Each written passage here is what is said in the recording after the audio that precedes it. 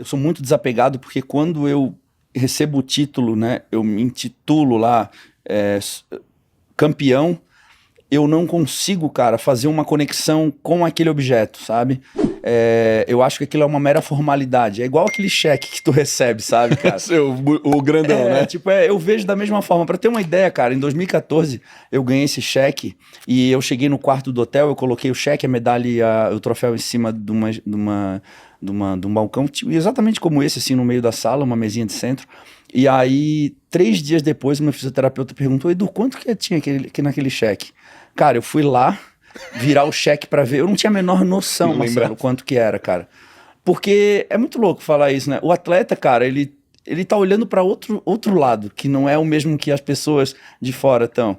E eu acho que é isso que faz da mentalidade do atleta algo tão especial. Porque eu não tava fazendo aquilo pelo aquele cheque, tão pouco pelaquela medalha ou pelo aquele troféu. Eu tava fazendo isso pela minha posição, né, por aquilo que representa, mas não necessariamente por aqueles objetos que estavam ali, né? Claro que hoje eu guardo os troféus do Mr. Olympia, as medalhas, porque eu sei que minha filha vai se orgulhar muito de poder falar de mim no futuro, as pessoas que vão na minha casa, pô, gostam de sentir, de pegar. Ver, né? Eu lembro até hoje, quando eu fui nos Estados Unidos, eu entrei na casa de um casal que a mulher competia, era uma atleta que competia Mr. Olympia. Quando eu cheguei na sala, tinha os troféus do Mr. Olympia, com a medalha do Joe Wader, que é o fundador do Mr. Olympia. Né? Eu tinha que segurar, botar a mão, aquilo ali representa, para quem é amante do esporte, aquilo ali tem um significado muito grande, né? Da mesma forma, quem aprecia Jogos Olímpicos, poder segurar uma medalha de ouro, e segurar, e visualizar, e entender que aquilo ali... Só que aí, quando tu segura uma medalha, cara, tu começa... É o que aquilo representa, não de fato o que é o objeto, né? Então é dessa forma que eu enxergo. Mas é uma forma que eu achei de, sei lá, não sou muito apegado a isso, e claro que explicando as pessoas entendem, mas...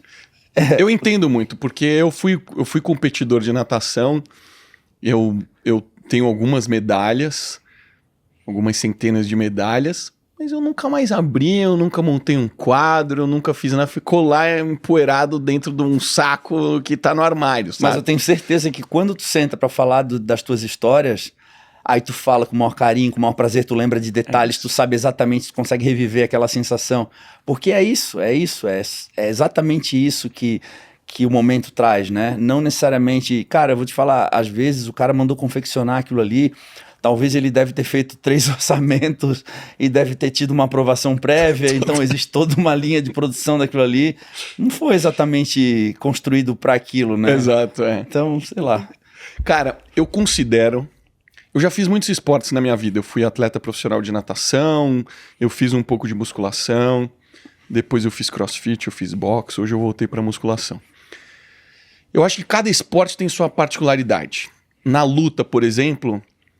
Você tem que ser muito corajoso para entrar num ringue com alguém que você vai tomar porradas. Não vai sair de lá ileso, vai tomar porrada. Na natação, ela é muito parecida com o crossfit, porque é um tiro, assim, cara. Vai ter a prova, você tem que fazer a prova o mais rápido possível. Agora, quando a gente entra no fisiculturismo, a gente tá falando, você precisa descansar, você precisa, durante 24 horas por dia, cuidar da sua alimentação, cuidar da hidratação, suplementar bem, fazer tudo o que tá na sua planilha. Treinar intensamente. Mas não é treinar intensamente de qualquer maneira. É treinar intensamente, lutando contra a sua mente, porque ela vai dizer, agora tá bom, e você não tá bom, eu aguento mais. É uma luta muito diferente dos outros esportes.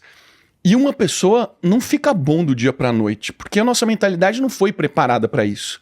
Eu quero construir com você como que você construiu, como que você tomou a decisão de se tornar fisiculturista e quando que foi o momento que você se tornou congruente. Porque quando a gente às vezes toma a decisão, a gente fala assim, beleza, eu entendo que eu tenho que fazer dieta, que eu tenho que treinar, que eu tenho que descansar, que eu tenho que fazer uma hidratação correta, mas nem sempre a gente faz. Você falha uma vez ou outra, porque você ainda está construindo a mentalidade. Uhum. Eu queria que você contasse a sua história do desenvolvimento da sua mentalidade. Cara, eu acho que tu estava falando tudo isso, eu estava pensando sobre o momento que eu comecei a assumir minha própria identidade, né? Tu falou sobre ter coragem de lutar, mas eu acho que a coragem ela é sobre a gente assumir a nossa própria identidade e a gente está disposto a viver as consequências das nossas escolhas. Eu comecei no fisiculturismo muito cedo, como eu bem disse, eu fui campeão Mister Universo com 20 anos. Então imagina, eu treino desde os 13 anos de idade. Eu tive que enfrentar o julgamento dos meus pais, preconceito e das pessoas, mas principalmente dentro de casa, mas muito também pela falta de informação na época, né? E eu acho que o meu maior desafio no início foi justamente assumir as consequências da minha escolha, porque tem uma situação engraçada que eu estava jantando com meu pai um tempo atrás, eu comprei um apartamento em Floripa, eu estava lá, feliz da vida, e eu recebi ele para conhecer minha casa e a gente jantar junto. E aí ele estava super orgulhoso e tudo mais, e aí eu falei, pai, tá vendo esse apartamento aqui? Tá vendo como a minha vida tá confortável? Tá vendo como tá tudo no eixo? Eu tinha acabado de montar uma academia, tava tudo indo muito bem. Eu falei para ele, eu queria que tu entendesse que quando eu assumir essa responsabilidade de viver esse estilo de vida, de matar no peito e dizer eu quero fazer isso da minha vida, eu quero que tu entenda que eu estava disposto a assumir todas as consequências disso, mesmo que se nós estivéssemos agora comendo um atum enlatado dentro de um apartamento de 20 metros quadrados, eu estaria muito feliz e muito realizado, porque a partir do momento que eu falei para ti que era isso que eu queria viver, que era isso que eu queria para mim, eu estava disposto a assumir os riscos disso, né? Assim, garantias eu não tenho nenhuma, né? Riscos são muitos. Só que eu digo que um dos maiores riscos que eu tenho é de acordar um dia e dizer assim, eu faço aquilo que eu amo, eu sou realizado fazendo aquilo que eu amo, né? Eu acho que o primeiro momento foi isso. Eu acho que também uma das coisas que eu já vi tu falar muito sobre isso, cara, é falar sobre o caminho que a gente percorre, sobre o processo. Eu sempre fui muito apaixonado pelo processo, cara. Eu sempre apreciei a estrada, sempre curti cada momento, cara. Se tu chegasse pra mim na preparação e falasse a respeito da competição, cara, provavelmente eu ia te falar a respeito do que eu tava vivendo naquele momento, né, cara? A gente parece que tá sempre torcendo pra vida acabar, né? É meio forte pensar dessa forma. Mas se a gente pensar que a gente tá sempre se desconectando do momento presente, a gente está sempre levando a nossa mente para frente, então é muito difícil, a gente precisa de um esforço muito grande para conseguir viver o aqui e agora, né? Então isso é uma das coisas que eu adquiri depois de um tempo, né? Aí tu perguntou sobre a congruência.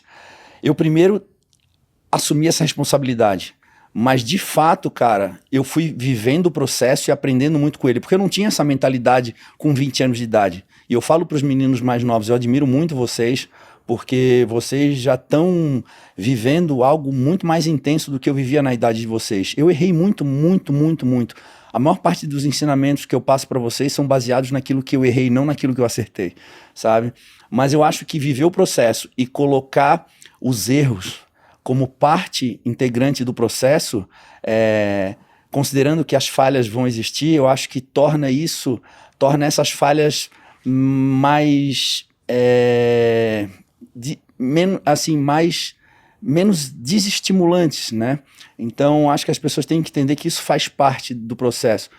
E à medida que tu vai amadurecendo, cara, tu vai tendo uma outra percepção sobre tudo, né, cara? Eu me tornei pai, eu me tornei marido, então, assim, aquilo que a gente conversou, cara, existe a aptidão física de um lado e na outra ponta existe... tudo que está um pacote de maturidade ali, que envolve o autoconhecimento, a inteligência emocional, a capacidade de lidar com os sentimentos, com as situações, minimizar ali os erros nas tomadas de decisões. Eu acho que quanto mais a gente aproximar esses dois, eu acho que melhor vai ser, mais rápido tu vai alcançar o sucesso e mais longevidade tu vai ter na carreira.